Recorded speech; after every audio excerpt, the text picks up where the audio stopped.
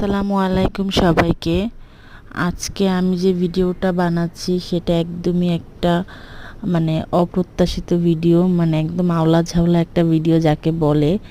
কারণ আজকে আমার ভিডিও করার কোনো ইচ্ছাই ছিল না। বাইরে বৃষ্টি হচ্ছিল আর সন্ধ্যাবেলা কি খাবো মনটা এমন করছিল। ঘরে রেডিমেড তেমন কিছুই ছিল না, তো ভাবলাম কিছু একটা বানানো যাক।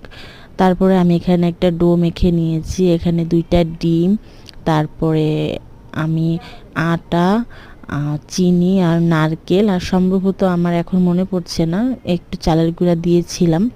তো এগুলো দিয়ে একটা ডো বানিয়ে তারপর মনের মতো শেপ দিয়ে এগুলো তেলে ভেজে নিয়েছিলাম।